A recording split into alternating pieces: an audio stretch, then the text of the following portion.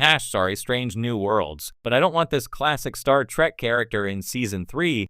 Strange New Worlds has proven itself to be the most faithful modern Star Trek series, capturing the adventurous spirit, philosophical depth, and character-driven storytelling that made the original franchise so beloved. With the success of its first 2 seasons, expectations for Season 3 are high.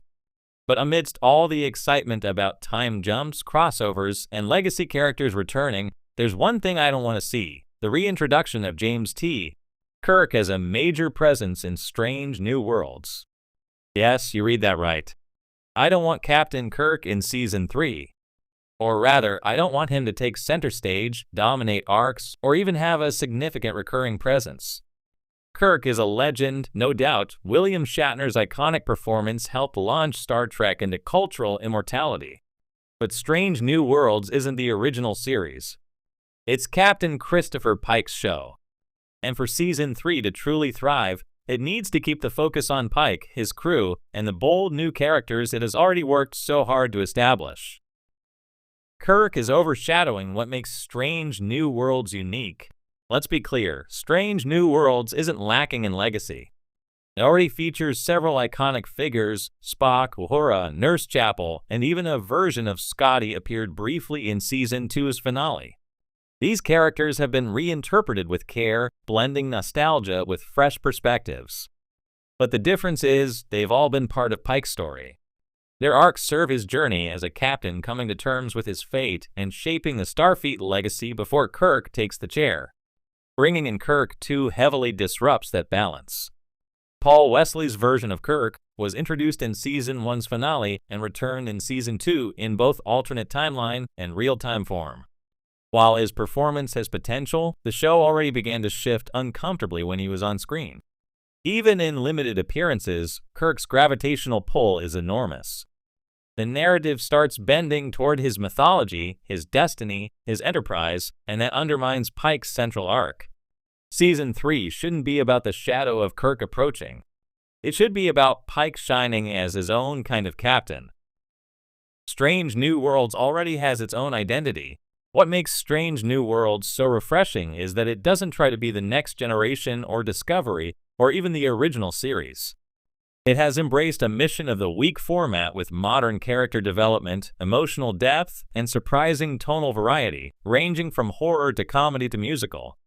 It has carved out its own corner of the Star Trek universe. Leaning too heavily on Kirk risks robbing the show of that uniqueness. We've seen Star Trek make this mistake before, leaning too much on nostalgia instead of trusting the new. Picard Season 3 worked because it was honest about being a next-generation sequel. Strange New Worlds is different. It's a prequel, yes, but it isn't supposed to be a backdoor reboot for the original series. And yet, putting Kirk in the spotlight makes it feel exactly like that. Characters like Lon Noonien Singh, Erica Ortegas, Hammer and his legacy via Pelia, Mabenga, and Chapel are all original or reimagined in ways that serve this story. If we start focusing on how Kirk is meeting Spock or taking lessons from Pike or bonding with Uhura, then we've lost the thread. These aren't his formative years. They're theirs. Kirk's timeline doesn't belong here yet. One of the beauties of Strange New Worlds is how it plays with canon while respecting it. But having Kirk appear too early disrupts the internal logic of the Star Trek timeline. By the time of the original series, Kirk is supposed to be a relatively young, bold captain with a different approach to leadership. Strange New Worlds takes place roughly a decade before that era. Pike still has command of the Enterprise, and Kirk should be rising through the ranks elsewhere. A cameo here, and there makes sense. Starfleet is a small world, after all. But having him serve on the Enterprise or regularly interact with Pike and Spock runs the risk of diluting the mystique of his eventual ascension. It also makes the universe feel too small. Let him earn his reputation off-screen for now. When he steps onto the bridge in TOS, it should still feel like a turning point, not the next episode of a story we've already seen unfold. Paul Wesley's Kirk is still finding his footing. Another reason to hold back on Kirk is simply that Paul Wesley hasn't quite nailed the character yet. That's not entirely his fault. He's had very little screen time, and most of it was in alternate timeline versions. We haven't gotten a clear, consistent sense of his Kirk in the main continuity. But early impressions suggest he lacks the charisma, gravitas, and complexity that Shatner and even Chris Pine brought to the role. That doesn't mean he's a bad actor. Far from it. But introducing a young Kirk is a tall order, and there's no shame in giving the character more time to develop off-screen before he takes a more prominent place in the canon. Rushing his growth for the sake of fan service or marketing is risky. It could do more harm than good, not just for the character, but for the series as a whole. Pike's story isn't finished yet. At the heart of Strange New Worlds is a ticking clock, Pike's knowledge of his eventual fate. It's a burden he carries with quiet dignity and growing existential anxiety.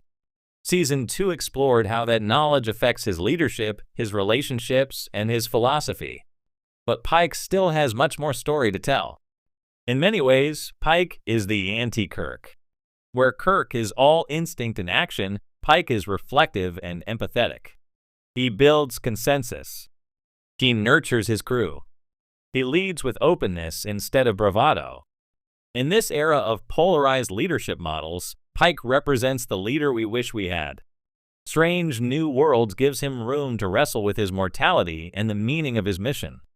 That story deserves to be told without being overshadowed by the next captain waiting in the wings. Kirk's presence, especially if it grows in Season 3, risks turning Pike into a placeholder. And that would be a disservice to one of the most nuanced portrayals of Starfleet Command in decades. There are better legacy characters to explore. If Strange New Worlds wants to bring back classic characters, there are others who make more sense for this phase of the story. Scotty's brief appearance at the end of Season 2, for instance, was charming and felt well-earned. He was a part of the Enterprise's engineering legacy before Kirk ever took command. It makes sense for him to pop up in some capacity. Similarly, a young Dr. McCoy could be teased in some subtle way without compromising the timeline or stealing the spotlight. Even Sulu or Chekhov, who aren't yet serving on the Enterprise, could make brief appearances in ways that hint at their future roles without disrupting the present. But Kirk, he's too central, too dominant a figure. His legend looms large, and it's better left mostly in the background for now. Star Trek's future should be about bold new frontiers.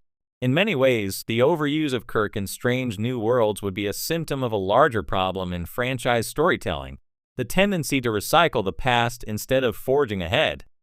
Star Trek has always been about the future, not just in setting, but in philosophy. It's about boldly going where no one has gone before. That means trusting new characters, new dynamics, and new stories to hold our attention. Strange New Worlds has already proven it can do that. It has given us characters like Lon Ortegas and M'Benga, people we want to follow into unknown space. It's shown us episodes like Lift Us Where Suffering Cannot Reach, Subspace Rhapsody, and The Elysian Kingdom, which play with genre and tone in unexpected ways. It has dared to take risks and succeeded. Bringing Kirk into the fold too soon or too often feels like a step backward. Like the show doesn't trust its own vision enough to keep going without it. Final.